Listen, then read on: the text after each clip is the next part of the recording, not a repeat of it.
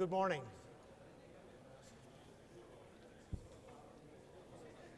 I almost expected a good morning back there, but I realized that this is not the kind of event where that really happens. But I'd like to welcome you all to Education Fast Forward Debate 19. I apologize if there's been any confusion. This is 2018, but it is the 19th Education Fast Forward Debate, thus that name. And we're starting off the Education World Forum 2018 with our EFF debate. This debate is entitled From Global Competence to National Success, and I'll leave our speakers to introduce that in a variety of ways. But an important thing about Education Fast Forward debates is that these are about taking the discussion out and getting contributions from as wide a group as possible. As a result of that, this debate is being, or this discussion is being live streamed, so it's going out on the internet and being watched, we trust, by people across the world. And they can contribute their questions by Twitter, and you can contribute your questions and observations by, when our speakers have completed their presentations, indicating that you would like to make a contribution and have a discussion. I hope this will be a lively discussion, that many people will contribute, and to make it lively, I ask you to make your contributions, your observations, and your comments brief and sharp. So please don't look for a long presentation, but contribute to the discussion and encourage the discussion to go forward. If you wish to tweet in this session, there is an Education World Forum policy on social media, and that is in your programs. But if you're wishing to tweet in this session, we would be delighted, and we ask you to use hashtag EFF19 for that, for this session. So with that, we should get on with it, and I'm delighted that we have two excellent and renowned speakers to lead us into this discussion. Our speakers are Andreas Schleicher, Director of Education and Skills at the OECD, and Mmantsetsa Marope, Director of IB UNESCO. So I ask Andreas first to come and present. Andreas. Thank you and good morning.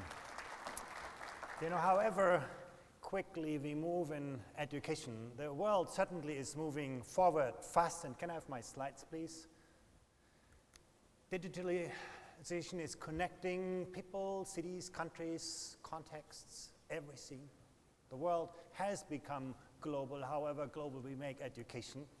But its digitalization has also made the world more complex, more volatile, more ambiguous. Digitalization is incredibly democratizing. Everybody can participate, everybody can contribute. But it's also concentrating powers at a rate that we've never seen before. It's incredibly particularizing. The smallest voice can be heard everywhere. But again, it's also incredibly homogenizing, squashing individuality, squashing cultural uniqueness. Those things are confronting education too. It's incredibly empowering for those who have the right skills, but it can be also incredibly disempowering for those who do not have the skills to collaborate, compete, and connect in today's world. And if you just think what it does to young people, technology used to be in the phone, now it's everywhere, and it's connecting everyone. And we all know that. Some data to this. You can see that in a country like the UK, there are more than 2/3 of young people at age 15 who think that if they feel bad if they're not connected. That's the global world in which we live. And you can see actually the time young people spend online has dramatically increased in just 3 years between 2012 and 2015. It's the reality in which we live. But that has also created the kind of post-truth world that we all talk about, where virality seems privileged over quality in the distribution of news. Truth and fact are losing currency. Those are the challenges people need to master today. Study by Stanford University showed that over 80% of middle schoolers couldn't distinguish between an ad labeled sponsored content and a real news story. That's the other part of the reality where skills are lacking. And we are all sort of shorted into echo chambers where we talk with people who are like us, who think like us, and we are increasingly firewalled against people who are different from us, who think differently from us. And this is really where global competency, global issues come in education. How can we actually build that kind of fabric, that kind of social capital that helps us to think across those kinds of boundaries? We can think about this world in two ways. We can protect people from harmful content, or we can do better in enabling people to deal with this ambiguous, volatile, and complex world. And that's about developing the kind of new skills that it will enable people to do that. That's where we position global competence in. You'll be surprised that this is going to be the focus of this year's Pisa assessment as well, because we want to know to what extent young people are prepared for this, to what extent they can examine local and global issues, critically think and receive knowledge that they've not been familiar with. We want to see to the extent to which they understand and appreciate different issues, think about issues through different lenses, disciplinary lenses and non-disciplinary lenses, recognize that perspectives and behaviors, including my own, are inherently shaped by all sorts of influences and concepts of reality. It's very hard to navigate the truth. You can navigate it through triangulation, and triangulation needs to be learned. We want to see also to what extent young people are able to engage with people who are different from them, who speak a different language, maybe, but certainly who think in different ways. Interacting with people in ways that are open, appropriate, respectful, effective. Can't take those skills for granted, but they are so essential in the world in which we are living. And finally, people who take action in this world, who can mobilize their cognitive, social, and emotional resources in a context, in a way that is respectful and effective with others. So we're going to look at in the next context of the Pisa assessment. And global competency, of course, includes knowledge. That's obviously one big part of it. You need to know something about the world to understand the world, global issues, cultural issues, the social and economic development of the world. But knowledge is not everything. It's also to do with skills, with your capacity to actually do something about it, reasoning with information, communication in intercultural context, being able to take perspectives, empathy in its widest sense, being able to resolve conflicting views, conflicts, and so on. And even skills is not the end of the story. It's also about our attitudes to things, the mindset that students adopt to someone, to something, to what extent are they open, respectful, global-minded. The things are really important, and you can take it one step further, and that's obviously going beyond assessment. It's towards values. To what extent do we respect human dignity, cultural diversity, and so on? For the first time, we're going to actually measure the success of education systems on those dimensions because they have become so fundamental for success in the world. And that brings me to the second part of the story. Global competency is actually about national success. I know people debate it, they sort of may not all disagree, but when you actually survey employers, you can see that picture very clearly. You can see that employers place an increasing premium on the capacity of people to engage in a respectful way with people who may think differently, work differently, because innovation today is no longer about you having a great idea and doing this in your respective field, but you being able to connect the dots, to work with others, live with others, and so on. So you ask employers, actually, you don't have as much of a controversy as we often have in education. We also see, and there's an interesting survey by the Wacky Foundation, actually, where you see that young people actually want to make a contribution to this world. And the biggest barrier for making this contribution is not motivation. It is actually knowledge and skills. Global competence is lacking. That's why young people do not find ways to actually contribute their knowledge and skills. So what's the role for schools? There's several things I think that we need to keep in mind. First of all, maybe kindergarten, but certainly school is often the first place where young people actually encounter the full spectrum of diversity in our societies. They grow up in the families and the context, but in school, they're going to meet people who are different from them. So school has a unique role actually to contribute to global competencies. School can also help people to learn about global developments, to develop the kind of fact-based view of the world, finding out the truth, to actually triangulate different information sources, to engage students in experiences, and also to promote the kind of values of diversity that are important.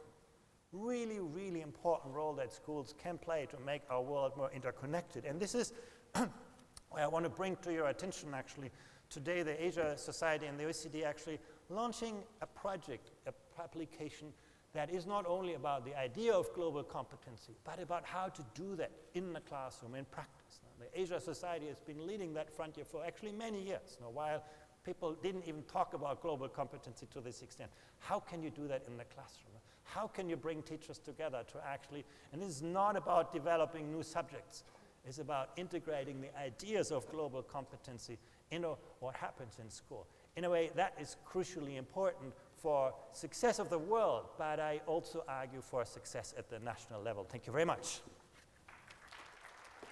Thank you, Andreas. Thank you, Andreas. That's a wonderful setting of the context for the discussion. And now I'd like to welcome Mmantsetsa Marope to come to the stage.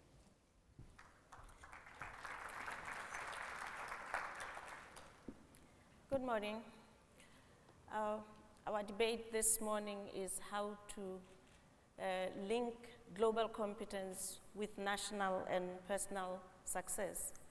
And let me start the debate by making this statement that while we are in a rapidly changing 21st century accelerated by Industry 4.0, there are a set of competences that are fairly predictable over the short to medium term, then that transcend contexts, and therefore we can call them global competences. They are more stable, and these competences are also fundamental to individual and national as well as global success.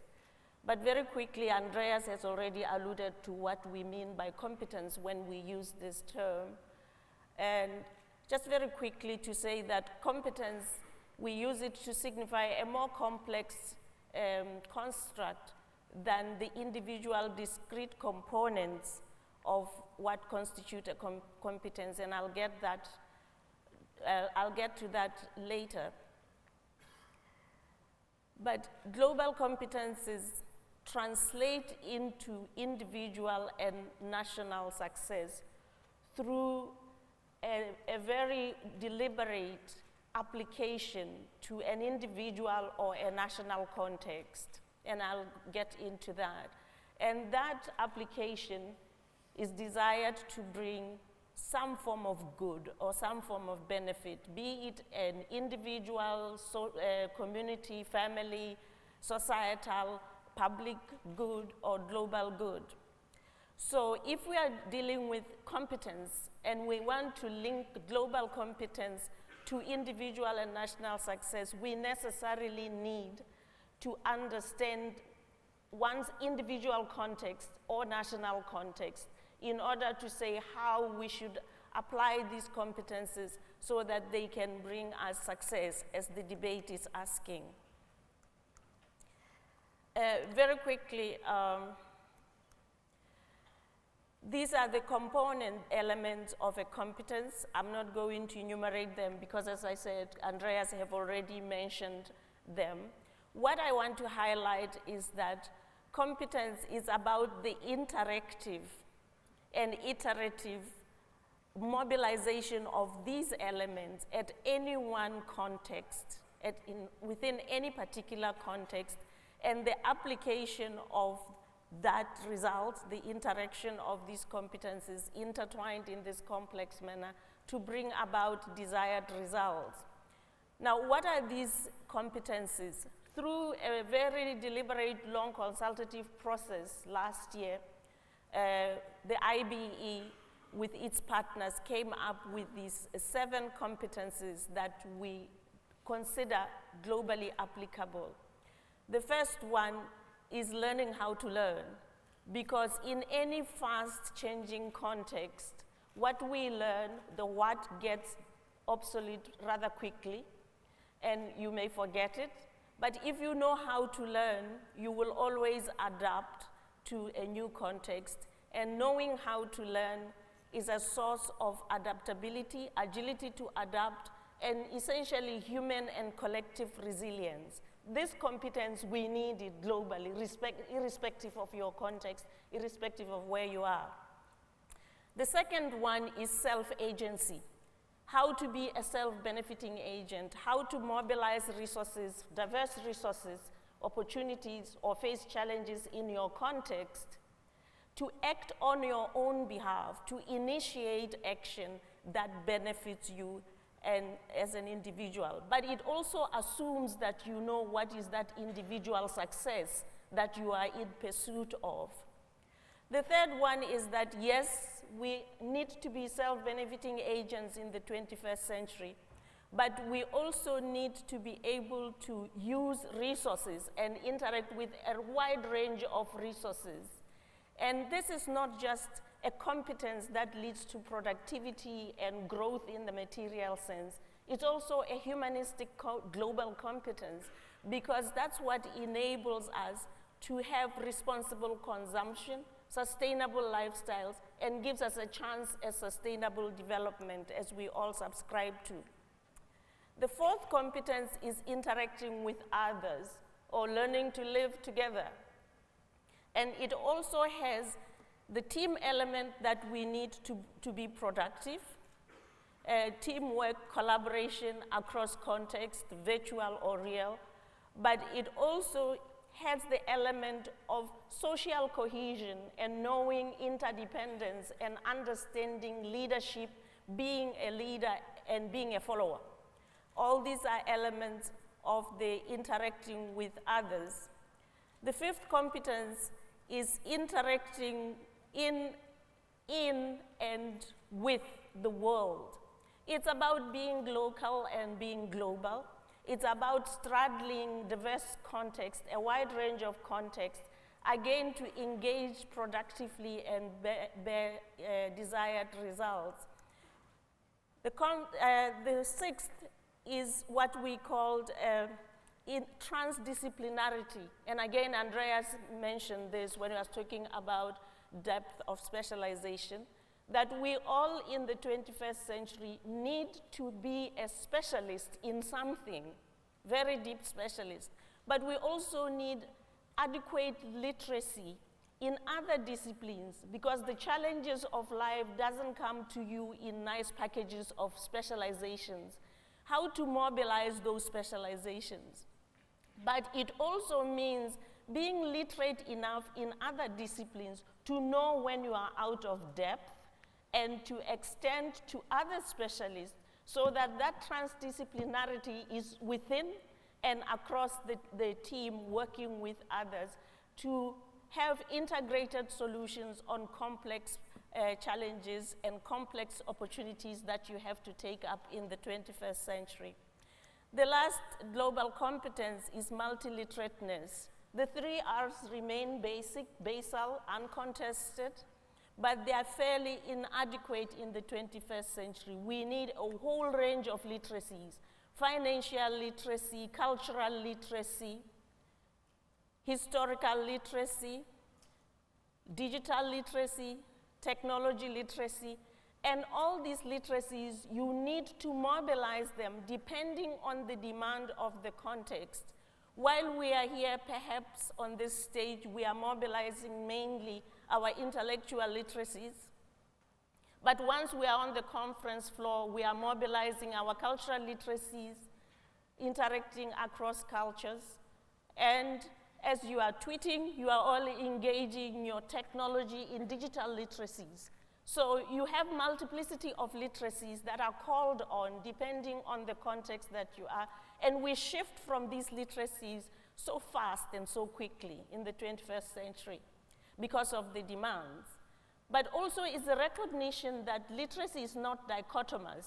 So one is neither just literate or illiterate, but it's a continuum of literacies from bare literacy to depth, to mastery, and to being an expert that escalate to the competence we just left, which is transdisciplinarity. Now, these competencies bring about, when they are applied appropriately at an individual or national context, bring about a set of goods. And I've given examples there. You can pretty much map the types of goods, be they individual, immediate collective, or national or global goods, to the individual each of the individual 7 competencies. But what we have in the last column is just a summary of some of the examples. And if I can go back very quickly before Gavin gets really mad with me, you will see that under each of the global competencies, or what we call macro or stable competencies, there are more micro competencies, the aggregate of which and the interaction of which contributes to the global competence. For instance, if we just say, look at self-agency, you will see a lot of lists of competencies like motivation, drive, grit, determination, self-management, and so on. The list can go on, but what will be pertinent under each global competence, again, is the context that one finds themselves having to function in the 21st century. Thank you very much. Excellent. So with that, I think I'd like to raise the house lights so we can, or I'd like somebody to raise the house lights. And what we want to move to is to really mobilize your contributory literacy at this point. So we want to have your contributions. So do we have anybody willing to make a first comment? And if not, really, where? Oh, there we go. Excellent. And as I said, if we can be brief in our comments, that will be great, and develop the discussion. Sir. Thank you very much. I am Dr. Malik, Secretary Education, Government of Punjab from Pakistan. My question is that there is no doubt that global competencies leads to global citizenship, but the real challenge is that in many developing countries, there are marginalized and subnational governments where, due to inequitable distribution of resources, they could not be mainstreamed. So that's very essential for repose of the society and humanity. My question is that how to ensure equitable distribution of resources so that the marginalized sections of society get global competencies and may lead to global citizenship. Thank you. Thanks very much. I'm going to get a couple of other questions before we go into anybody responding. One over here, I think.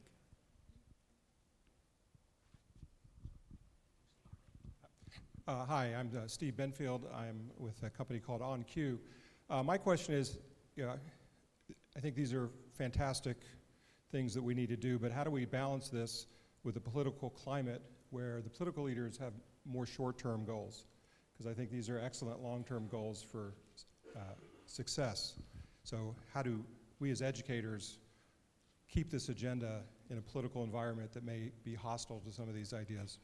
Thank you. I must admit, the question that was going through my mind, what was your sense of urgency, Mmantsetsa and Andreas, in terms of this development? So I think that is in line with yours. Anybody else for a contribution? Any contributions from South America? No. Gavin. Anyone else? Where? Excellent. I'm glad somebody's shouting. Thank you very much. I'm Akwesia Daiboahene. I'm from Ghana. I think I'm so impressed with the list of global competencies that have been elaborated here. And as I sit here, I kept thinking, what kind of 21st century teacher would we need to be able to really grow these competencies through our school system? That's something that I just want all of us to reflect on. Thank you. Excellent. We'll stop just for a moment, and if you hold for a second, 1 second, and we'll go to some answers, and then I'll bring you in. Okay, and would you like, so we've 3 issues brought up. One is to do with equity and equitable use of resources in order to develop this. One is about urgency and how do you keep this at the forefront of minds. And a third one is associated with the development of teachers. So which of you would like to? Don't rush.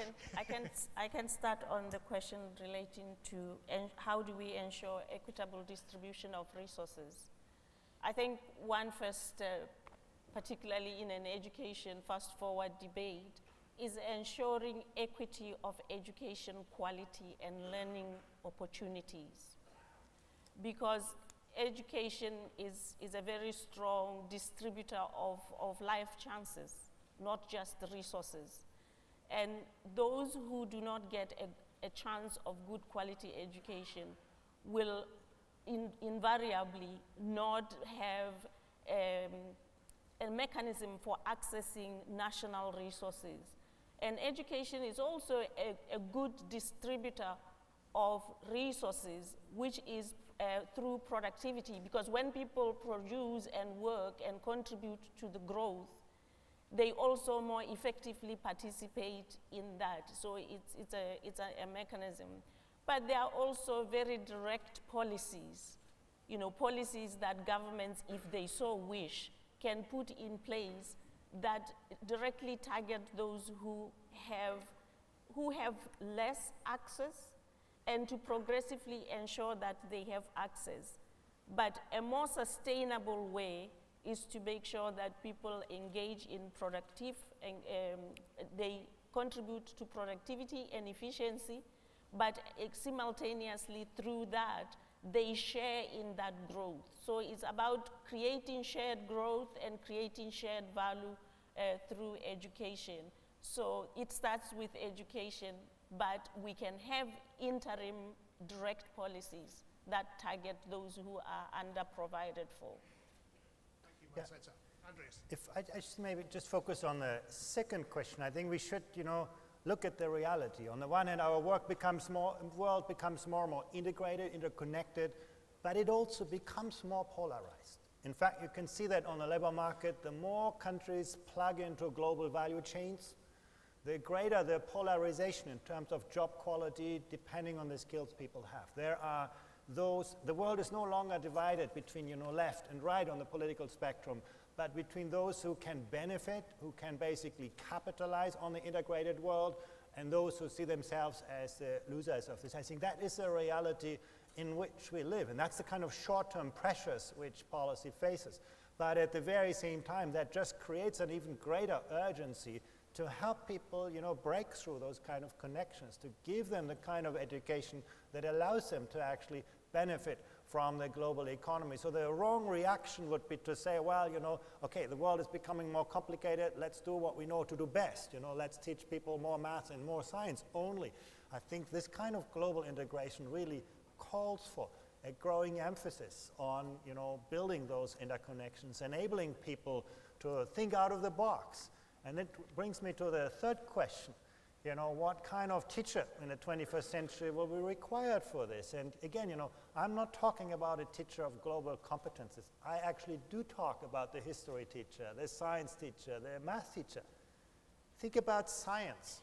In this globally interconnected world, if you help people to think like a scientist, to think like a mathematician, to think like an historian, you're going to help people more to benefit from an interconnected world than if you just teach them, the names of kings and queens, or, biology and chemistry and physics content knowledge. So this is what a math and science teacher can actually contribute to a global competency. As a history teacher, contextualizing the world, using history to allow people, young people, to see the world through different perspectives, through different lenses. Now, history has evolved in different places, in different ways, and that's exactly the kind of knowledge and skills that 21st century teachers can develop. But once again, on the second point, there is a really strong sense of urgency. I think if we are not, and that comes also to the question on equity, if we do not succeed to create a level playing field, globalization and integration is going to tear the world apart, not bring it together. Can I just quickly add to the last question on the type of teachers?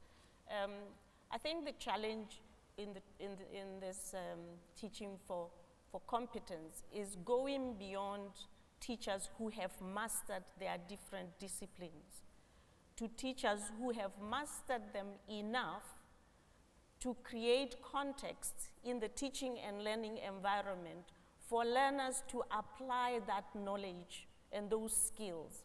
So it's a teacher who can constrict the divide between the classroom and the real world by bringing real world problems, real world context into the classroom while teaching their history, mathematics, physics, and have the learners apply these different realms of knowledge to address, to demonstrate competence, essentially, which is what you can do with what you have learned.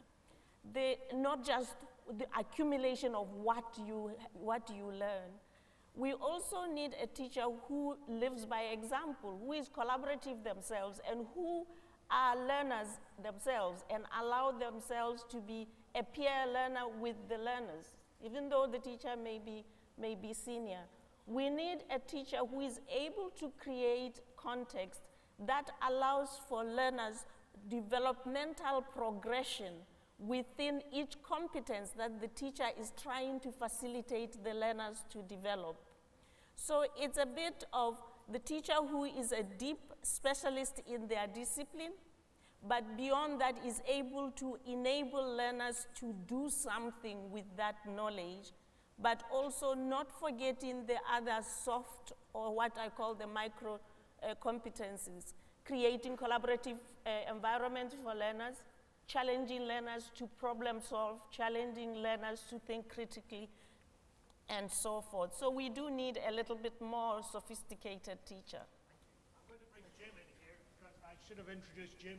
Jim is my co-founder of Education Fast Forward, and as a maths teacher, which you've never quite left behind, I'm sure you'd have a view on teaching. Well, it's really interesting. I'm not being rude. I'm trying to follow the Twitter feed that's happening out there, so and listen at the same time, which is quite complicated and quite stressful. It's really interesting how 90% of the tweets so far are agreeing with the need for this. There is some dissent, though. Dick Taylor says, transdisciplinarity. Is this just a new word for Scrabble, or does it really mean anything practical? And I think there's another thread. People want to hear practical ideas about what people are doing.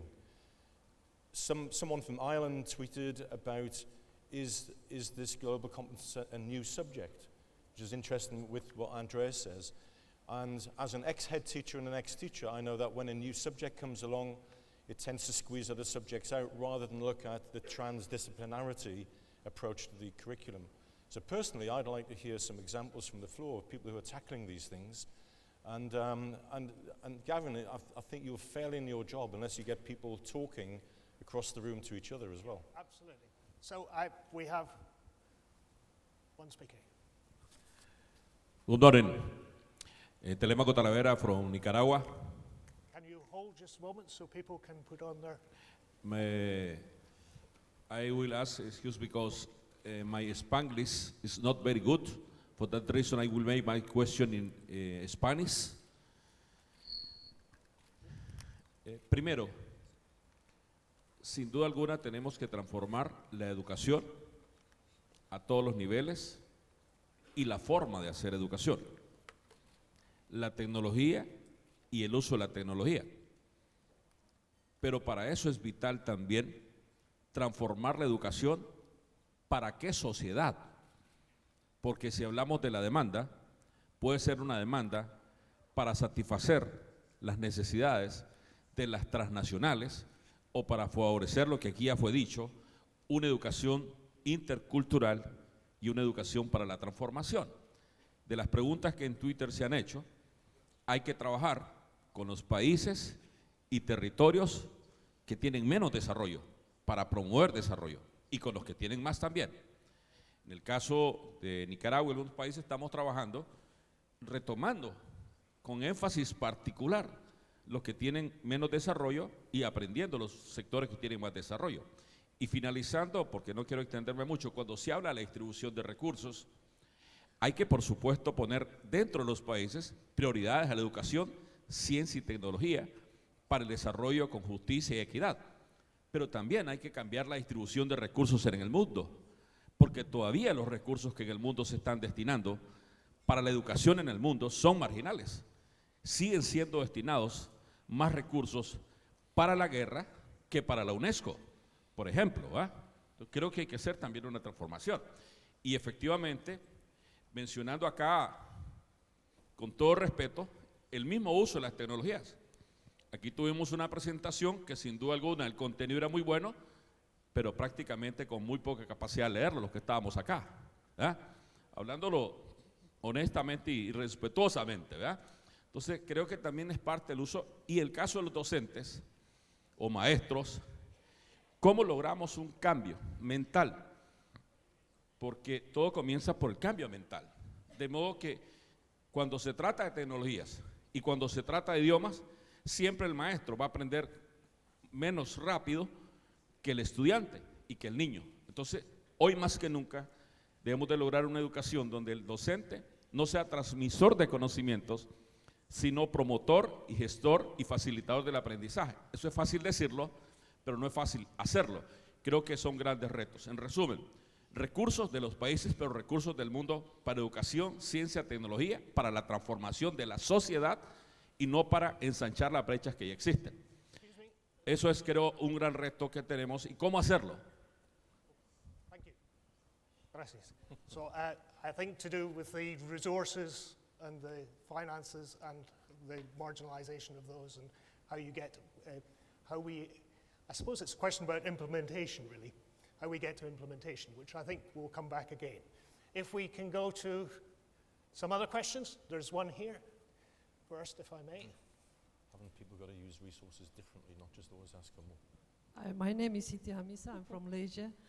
I would think that for us to develop global competencies, we need different form of classroom. Learning spaces has to be different. For example, we may need global classroom, but with the differences in terms of technology between one country to the next, this might not be really possible. What is your take on that? Okay, and one more question here. Hello, it's Sean Coughlin, BBC. We heard all about the global competences and all they could offer, but as I understand it, England isn't actually taking these tests. Is that correct? And perhaps could you comment on that a little bit? I think Scotland is, but England isn't. Thanks. Thanks, Sean. Okay, I think I'm going to go back out in a moment, but I think if we do three at a time, then we can probably, my memory lasts that long. There is someone at the very back who's been waving for Okay. a while, so yeah. I will come back to you shortly. So, Andreas, perhaps. Yeah, maybe I start with the last question. That's the easiest one. Yeah, it's true. Actually, England is not taking part in the Pisa assessment of global competency. And there are a number of other countries not doing this. And I do think that, for me, that it's a worry. You know, on the one hand, we recognize the importance of those kinds of skills. At the same time, we're not yet ready to look up to the truth, how well actually our education systems are preparing young people for this interconnected world. And in a way, that's where improvement always starts. You know, we need to look at the reality, and we cannot just measure the success of education systems these days on the basis of mathematics, science, and reading skills. But we need to look at the kind of knowledge and skills that make this world really important. But I wanted to say a few words on the other questions as well. You know, I agree with the question on resources. You know, education, policy always prioritizes the urgent over the important, and education often loses out. But at the same time, you know, the call for more resources is often also a call just to put responsibility on someone else. And in fact, I think we have to ask ourselves often the harder question: how do we use our resources best? How do we attract the most talented teachers into the most challenging classrooms? How do we use the time, the people, the spaces, the technology to actually create more effective learning environments. And I do think we cannot escape this. I think Malaysia brought out a very important question. What kind of learning environments do we need to actually help people look upwards, look to the next classroom, look to the next teacher, look to the next country? And global competence is not an international phenomenon. It has a very local dimension. Diversity can be in your neighborhood. Diversity can be in your classroom. And to help people engage with that level of diversity in constructive ways is something that has a lot to do with the learning environment. It has a lot to do with the role of a teacher. For teachers who become more, rather than delivering content only, who become more of a mentor, of a coach, of a facilitator, of an evaluator, I think the role of teachers in this global interconnected world is very important, because if students are not going to become lifelong learners if they do not see their teachers being lifelong learners, and their teachers questioning the established wisdom of their times, and their teachers actually recognizing diversity in the classroom. So I think the organization of learning, the learning environment, in my view, has an even greater role and impact than simply the question on resources. Last point I want to make is that there's always this tension. We want people to be globally competent, to look upwards, to master divergent ways of thinking, divergent ways of working, and at the same time we want them to be rooted in their own culture. We want to help them develop identity in a fast-changing world, where identity doesn't come no longer from the outside. You're no longer from the outside. People tell you what's right and wrong, what's true and what's not true. You have to navigate the truth. You have to develop your identity. But the point I want to make here is actually that the two things absolutely go together. You learn your own language, the grammar of your own language best the moment you learn a foreign language. The moment you can actually look at yourself from the outside world. You learn your own culture, your own identity best by being able to triangulate different ways of thinking, different ways of working. So in that sense, I think global competency is also an essential kind of set of knowledge, skills, and character qualities that help us to develop identity. And again, that's what great teaching in the 21st century really should be about. Thank you, Andreas. Mmantsetsa, do you want to say? Actually, I want to respond to the Twitter question. Are these global competencies new subjects? Because I think we are beginning to cross languages and to speak across each other, past each other. And before we have that conversation of the deaf, I just want to underscore that when we talk about competencies, a competence-based approach does not negate the traditional disciplines or subjects. It actually requires very high mastery of those subjects, enough to go beyond just depositing discrete pieces of information and knowledge to learners, but to creating teaching and learning environments where learners can actually apply those subjects to real situations and acquire the competence. And competence is about what you do with those subjects. So transdisciplinarity, whether you call it multidisciplinarity or transdisciplinarity, isn't a new fancy word. It is the reality that every individual, at any point in time, you interact at work or in life through knowledge, your knowledge of multiple disciplines. There is no chance that you are at work and the only thing you are applying, for instance, is your linguistic specialization if you are a language specialist. But you are applying a whole range of disciplines at different levels of mastery.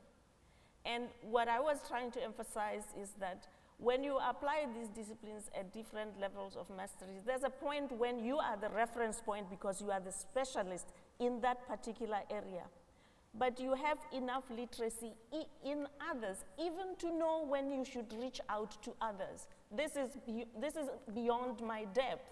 And therefore, I need a physicist. I may have a working knowledge of physics, but this requires a real specialist in physics in order for me to be able to mobilize this. So people have to work across the disciplines in order to address challenges, but also to take up opportunities. So I just wanted to react to that.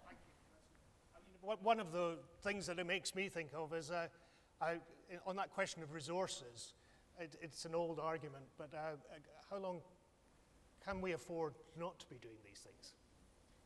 We have funds for education, and just carrying on doing the same thing, is that wise? Is that the best use of those funds? Or actually preparing our children for a different world, is that where we should be focusing?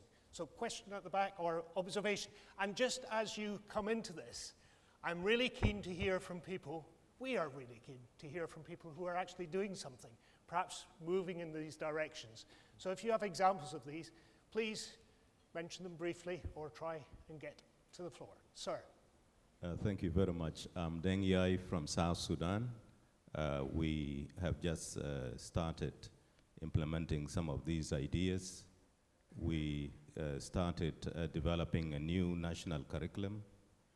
We are introducing a new school inspection system based on the Ofsted system.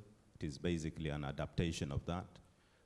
We are embarking on a training, in-service training for the whole workforce, and many other reforms. And I just wanted to find out from the presenters what approach would work. We are implementing several reforms simultaneously. Is that the way to go, or do you advise differently? Thank you very much. Absolutely to the point. Excellent. Thank you very much indeed. So that's something on reforms and how much reform at a time. Yes. Sir. Good morning. My name is Ali Al-Nuaimi. I am from United Arab Emirates. I think it's very important to talk about the word competencies, word skills, but we will not be able to succeed in these unless we do something about the word values. You know, in the last 3 decades, when we start talking about globalism, many saw a threat in globalism to their community and their countries, while others saw huge potential and they tried to get advantage of it, and they did so. But unfortunately, in the last 3 years, we heard new voices talking about building walls between people and nation instead of building bridges. So I think we need to develop a word values that our teacher will believe in and they will develop and implement in our schools, or we will not be able to succeed in doing something related to the word competencies and skills. Thank you. Thank you very much. Values, absolutely important. Can we, oh, look, I've got a microphone. I can take it to you. Thank you. My name is Dina Borai. I'm the advisor to the Minister of Education in Egypt. As an example of what we're trying to do to adopt this new approach of, or the current approach of global competencies, we're right now designing our new curriculum, and we're integrating, we're adapting and adopting the framework, the Global Citizenship and Life Skills for the MENA region framework. And frankly, it's not that easy. We're learning as we're going along.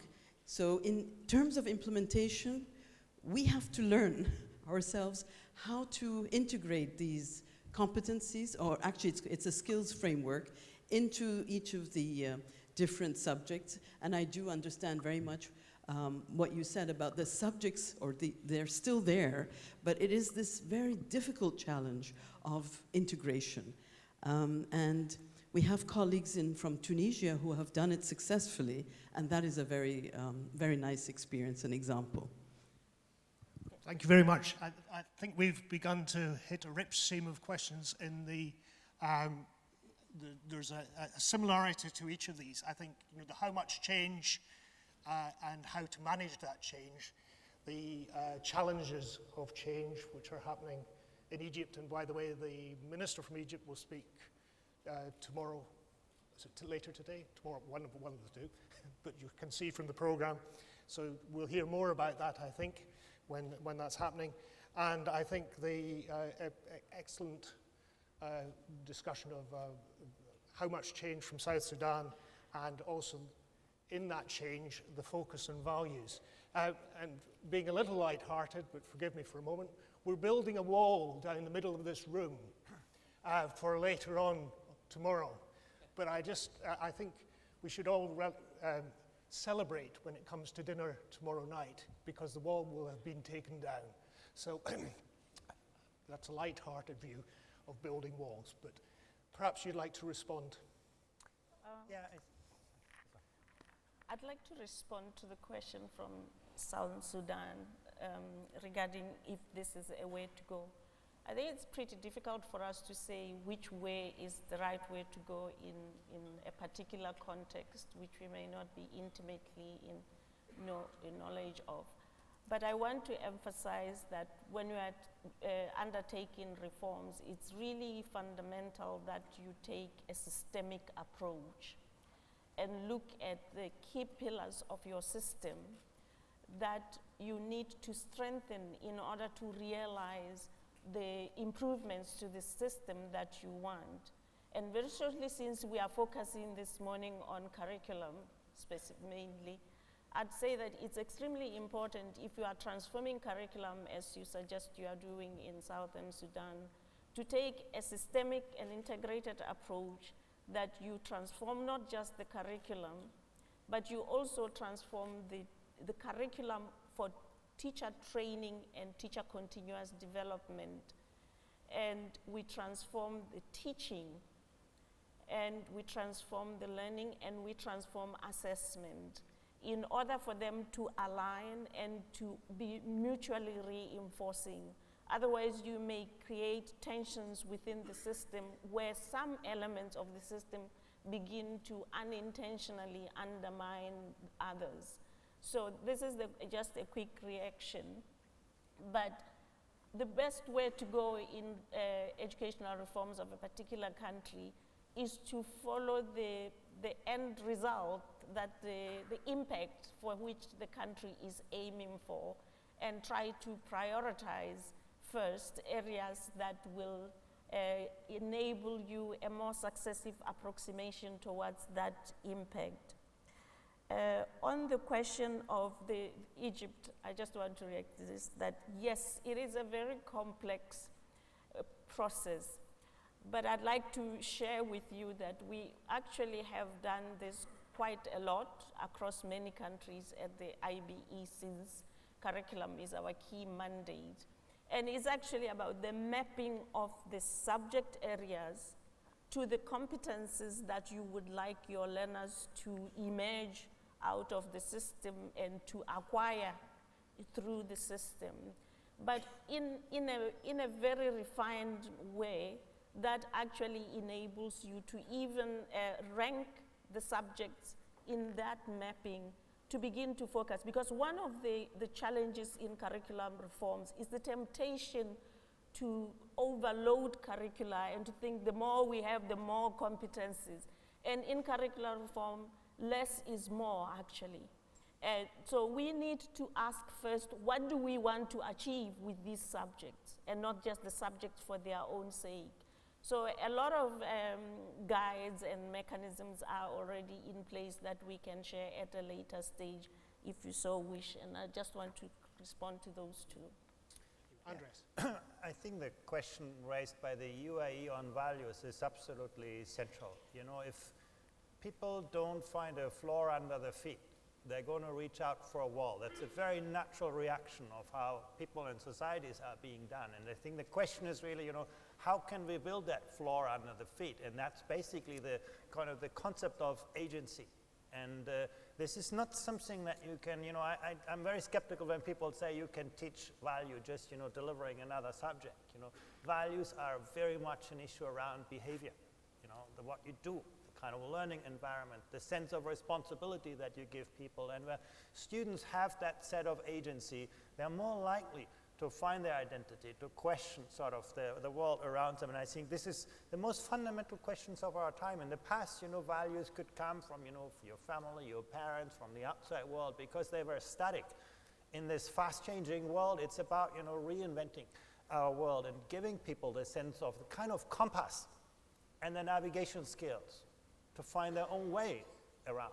And this is exactly what, in our view, global competency is about. It's not about, a knowledge about the world alone. It's about giving people that orientation and so on. And on the question of curriculum design, I think that's one of the most fundamental challenges. And in a way, what we have done always through history is that we have added more and more things. We have found something new, knowledge expands exponentially, and so we have made our learning system sort of a mile wide and an inch deep. While when you look at the most advanced education systems, they're actually characterized by three things, and that comes back to the question of, South Sudan, is rigor, cognitive demand, creating learning environments that are challenging to students, that are authentic, that are framed in real-world problems, rigor, focus, the challenge of teaching few things at great depths, to prioritize conceptual understanding over, the breadth of content knowledge, and the last thing is coherence, modeling meaningful learning progressions. And that's really something that governments can do really well as a start of reform. If you're not clear about what students should be learning, you're not going to get very, very good outcomes. But I also think we should be cognizant of the limits of what governments can do through reform. Designing a wonderful curriculum is a great starting point, but it's not the intended curriculum that makes a difference, it's the implemented curriculum. How does the curriculum actually translate into attraction? And it's the achieved curriculum. What are students actually learning? And that's something that in this fast-changing world is no longer done just simply, governments putting something more on top and then hoping that will slowly trickle in the classroom. That's about a 20-year kind of trajectory.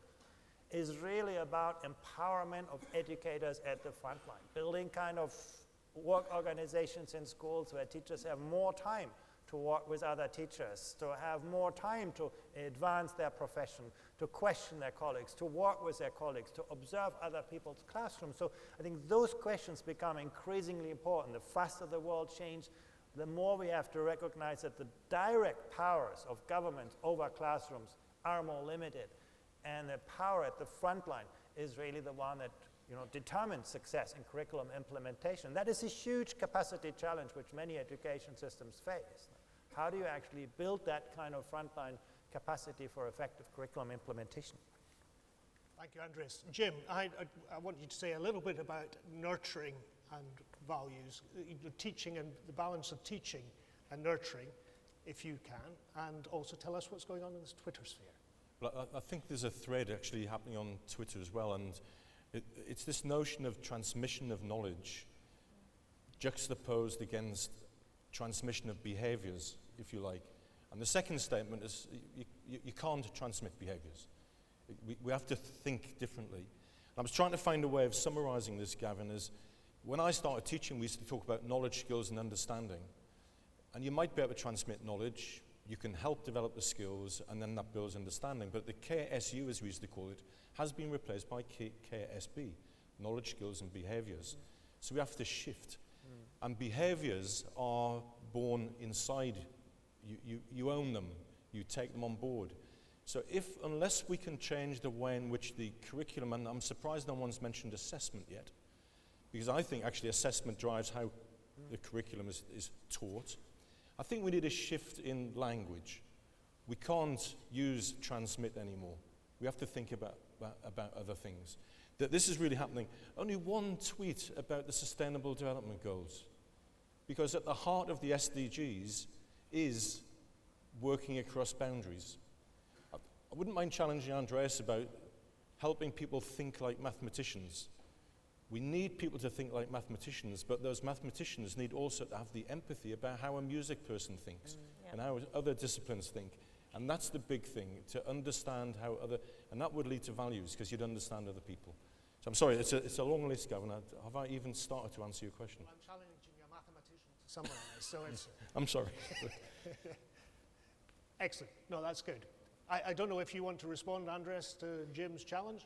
I think the capacity of people to think through multiple frames at the very same time, and that's, not just a social imperative in an interconnected world, it's also an economic imperative. The new workplaces are designed like this, where you have to look at problems through multiple lenses, and where actually, value is created by connecting the dots and strengthening that capacity. And in a way, We have the opposite tendency often in school. We take big problems and break them down into smaller and smaller pieces, and then we train people how to solve those small pieces. In fact, value today is created by helping people to see the forest among the trees, and I think that's something that, I think it's a huge challenge for instructional practices. I mean, I've got an example of, I read about a pill a few months ago which is coated in 3 different chemicals, and when it reaches the acid in your stomach, the 3 chemicals combine to give off a small electrical signal, and you wear a patch on your chest which picks up that signal and transmits it to a smartphone, so you can actually find out whether that person really did take their pill or not. Now think about the interdisciplines working for that one example. So a biologist wouldn't come up with that alone. You need an IT specialist, a chemist. That's the future. That's why this phrase, the 4th Industrial Revolution, where people are inventing things like that from lots of different disciplines, really is the pressure on schools. Otherwise, our kids won't get jobs unless they can do that. It seems obvious to me. Sorry, Gavin.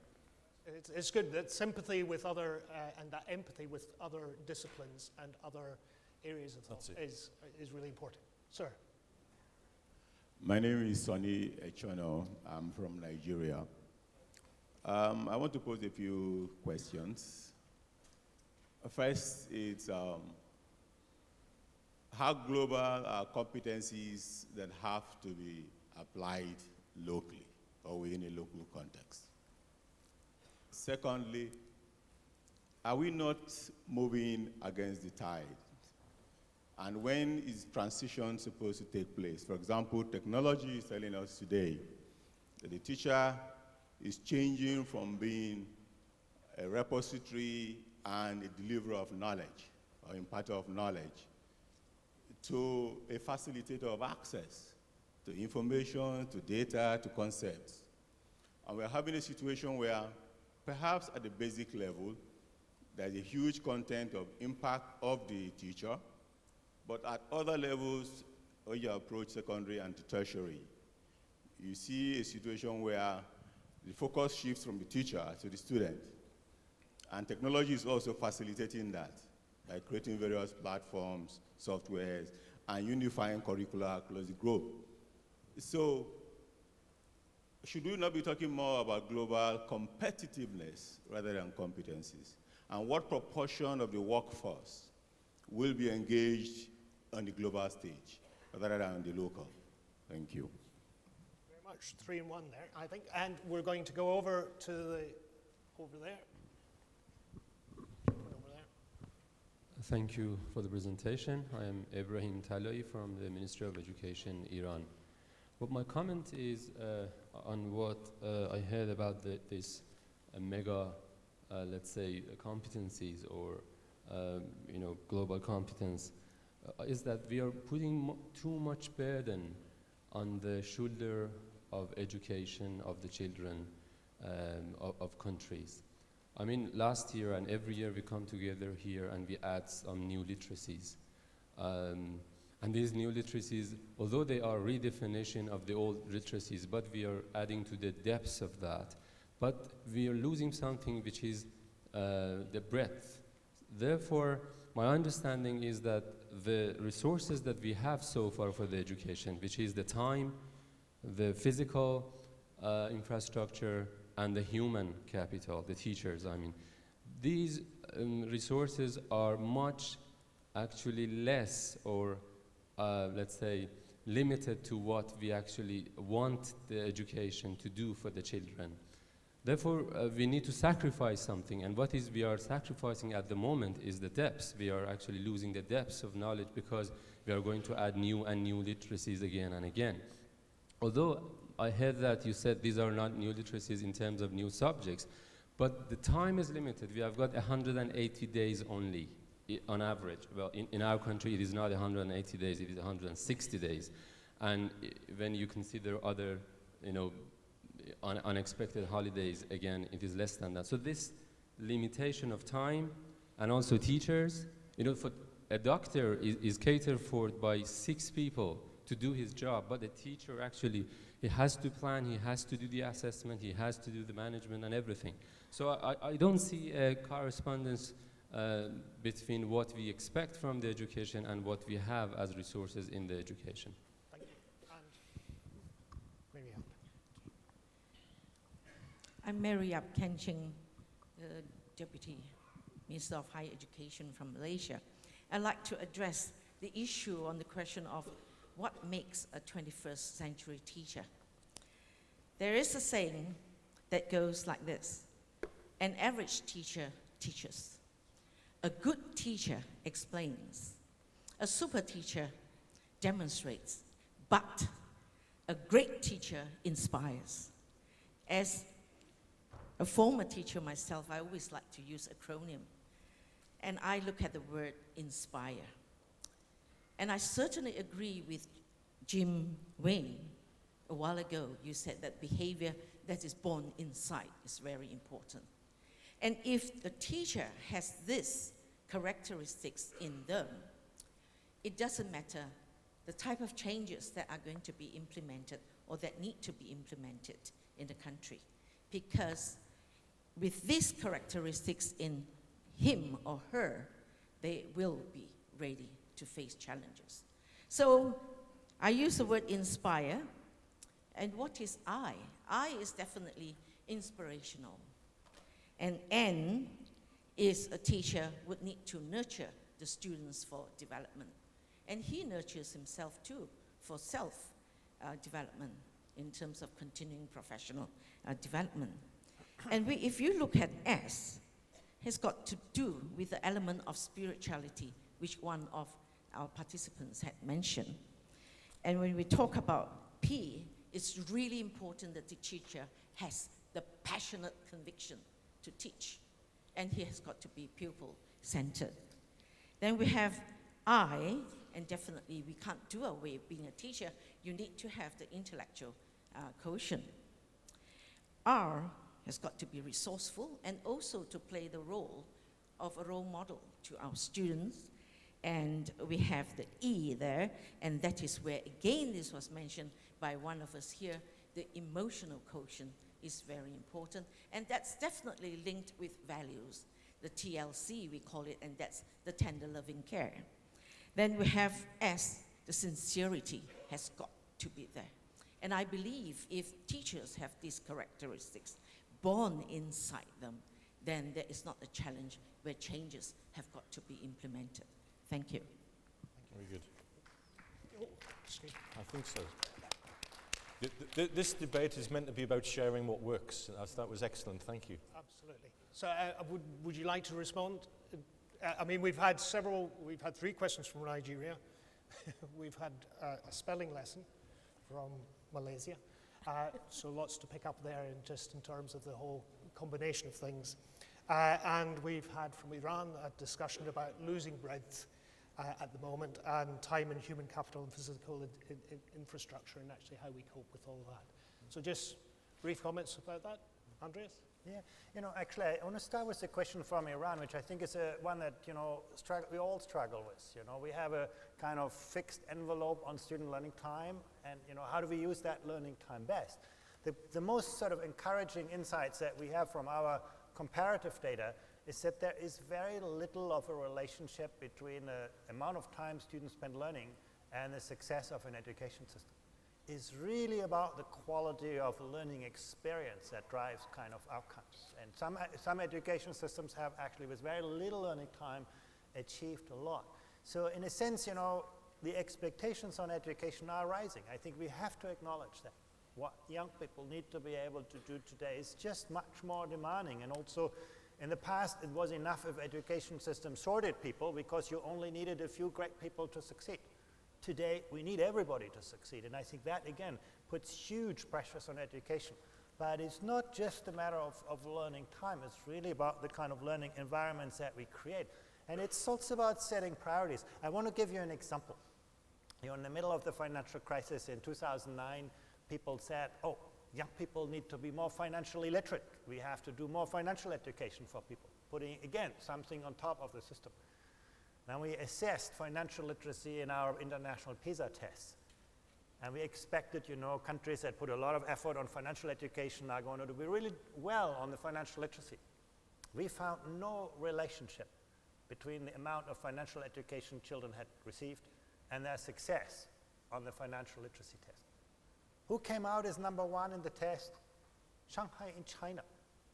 The Chinese had never taught financial education, but the children had learned to master the fundamentals of thinking. You know, they could understand the concept of probability. They could know, they knew what a risk is. And they could extrapolate those kinds of competences on an entirely new context. And that's really what success in education is. We have to give up the idea that we can teach children all of the phenomena that are relevant today, because tomorrow those are going to be different. We have to give children the thinking skills, behavioral skills actually to be really successful. And that is about rigor, it's about focus, and it's about coherence. And that demands a lot of courage. You make yourself deeply unpopular, actually, if you make the curriculum more focused, because you're going to have all the parents who tell you, my child does no longer learn what I learned when I was young, so the education system must have got worse.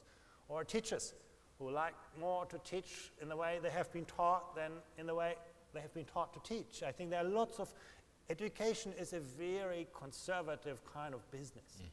And I think changing that but in my view, it's absolutely important. It is not a matter of the external constraints on education. There's a lot of space that curricula can provide. And I really like the definition of, teaching quality. What kind of teacher do we need here? Yeah, social emotional skills among teachers, character qualities among teachers, behavior are really, really at the center. But many of those attributes can be learned. We can develop those teacher qualities. We are not just, looking for, miracle people who are, amazing characters. Actually, there's a lot of research showing that actually many of those teaching qualities can be learned in quite systematically way. We can actually help people, teachers understand how students learn. Cognitive psychology, brain research has advanced hugely. We can help teachers, learn about their students. That's the most important knowledge. As a teacher, do I really know my students in front of you? Can I engage with the diversity with differentiated pedagogical practices? And then, of course, the depth of the subject matter disciplines. But in a way, I think good teaching is something that can be learned and can be systematically developed. Why do I say this so confidently? Look around the world. You can look at countries, Singapore. They have probably the world's most advanced teacher development institute, and they produce 2,000 teachers in a very systematic way. So I think something that should give us confidence that we do not have to, wait for a spaceship that brings out new teachers 1 year, but actually that we can actually invest in capacity at the front line.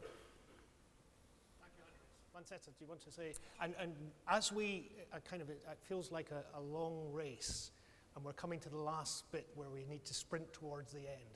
So if your interjections now can be as brief as possible, and any questions that we get, I know we have more questions than we have time for.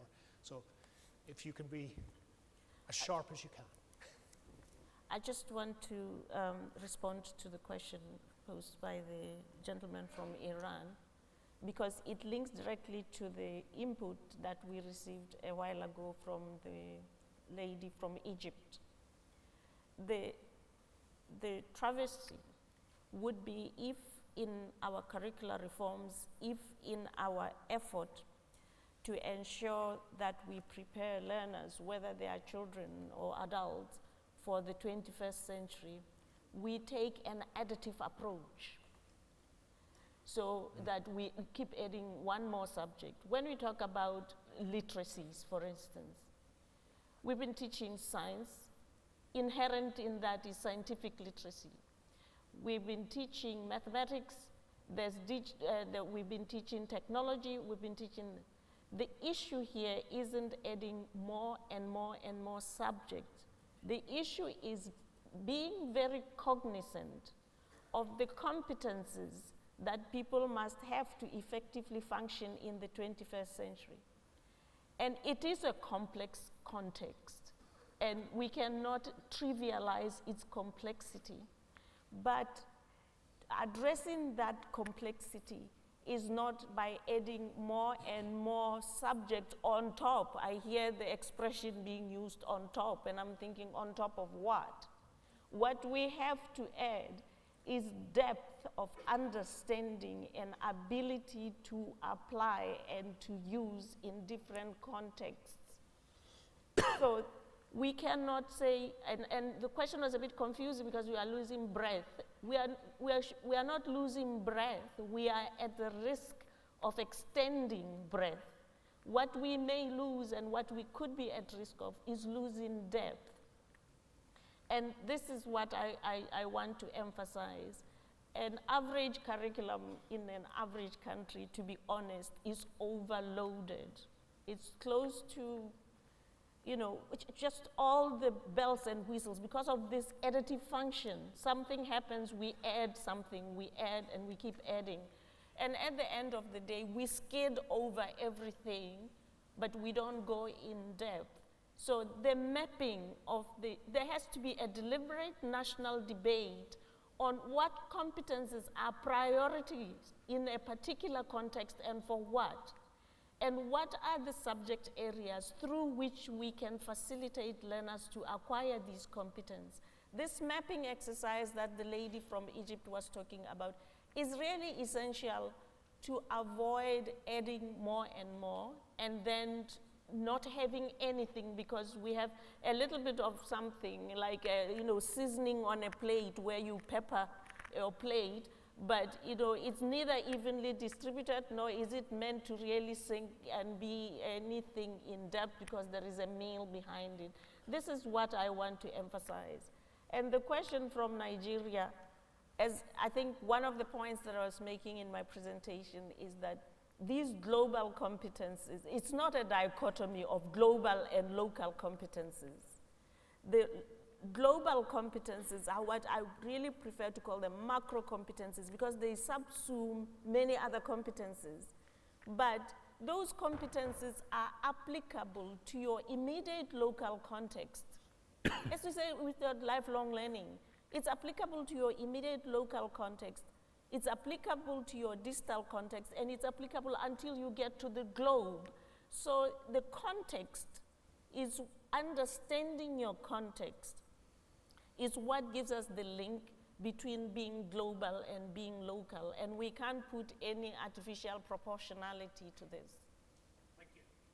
Jim, Twitter. Just very quickly, the trend on Twitter is everybody wants to know which professional development programs actually work in developing these.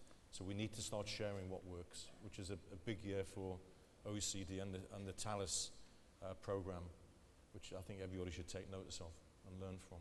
You should know we aren't going to get around all the questions, so there are time for very, very brief comments, and I'm afraid we really can't get around them, so I'm going to go to ones where the hands have been up for a long time. This one here. We've got one, we've got two, we've got Luis and Baldav. If there's a moment at the end, we'll do that. But I'm afraid that's all there's time for. But please continue the discussions later. So, okay. And please be quick. Valeria Chepa, Hungary, I'm the governmental commissioner responsible for the curriculum redesign in Hungary. So we have an overloaded curriculum.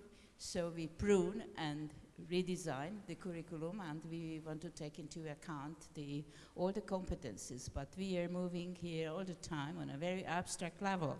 And this is a challenge when you have a very fancy, very modern intended curriculum and how to implement it. And these are the issues. I'm at the same time a scientist, a brain researcher in the field of cognitive development, so that I know what do I speak about when I refer to the very important, huge building block, and this is the cognitive and social emotional skill area, so the skills, and it's very difficult to translate, so to work on a translational mode with the educators. So what they should do, especially, for example, we speak quite a lot in different meetings about perspective taking. This is a very challenging area, so to understand how other people think and feel, etc. So now we have to develop a system where we can support the educators to come down from this very abstract level of competence into the daily practice, to support, to coach, to promote, to do everything, even to mediate what can help the implementation. And this is going to be in Hungary a 2 years run. and an implementational challenge, and I would draw the attention, all the others, how important implementation is. Thank you. Thank you very much, and I apologize. We've got 3 30-second, and I apologize for it. This will be just very a quick. Statement. My name is Tony Jackson with the Asia Society. I'm the director of the Center for Global Education at Asia Society. And I just wanted to mention that, first of all, I want to again call your attention to this report that Andreas noted, because if you want to see what teaching for global competence looks like in the classroom across the world, that's exactly what this provides. But I also wanted to mention, to the point was just raised about professional development, we've actually been in the business of trying to develop teachers' global competence, or their competence to teach for global competence for the last 15 years. And we now have a online teacher development program called Teaching for Global Competence that we're releasing next month. And so to the point of how do you actually provide professional development, we've done a lot of work in trying to distill what we've learned over the last 15 years into an online teaching development program we think is going to provide the kind of high quality access to resources and instructional capacities that the teachers around the world need to be able to teach for global competence. So Asia Society, Teaching for Global Competence, we hope you'll have a chance to look at that. Thank you, Tony. And Baldev, very quickly. Hi there, 30 seconds. I'm Baldev Singh from Imagine Education. I think there is consensus that global competencies are important, as they have been for the last 10 years. I think the biggest challenge we have is how do we recognize and measure and credit learners when they're demonstrating some of these competencies. And I think that's the biggest issue globally, and I don't think there's time really to talk about that, but we are implementing something in about 6 countries globally where we're trying a new approach how to measure these global competencies, and hopefully you'll hear the Minister of Education from Egypt. He might touch on this, on how to do that measurement. That's it. Thank you. Luis? From Learn Capital. I think we're facing a learning divide, and Andreas mentioned teaching and learning. Apparently people will have the same tools, same resources. They won't know how to extract results in the same way. So maybe this is kind of the 2021 Pisa results will show a little bit of this. My question is really, and this can be a conversation for the next couple of days, how can we help all these countries leapfrog to a level where, for instance, artificial intelligence will really make this exponential in the next couple of years? And this is a reality now, not future. Luis, thank you for that last comment, and I apologize to everybody who didn't get to ask or make a question, but I hope that means that you'll be discussing these things through the rest of the days. I'd like to thank our speakers for their great responses to your questions. So Mmantsetsa and Andreas.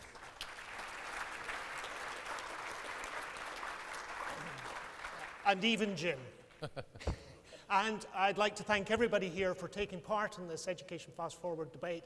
I hope it sets us up and warms you up for continued good discussions, good debates, and sharing of information over the rest of the Education World Forum. We're going to have a 10-minute break here, and then the first official session of the World Forum will start at 25 to, so 10:35. So thank you very much, and we'll see you again shortly. Thank you.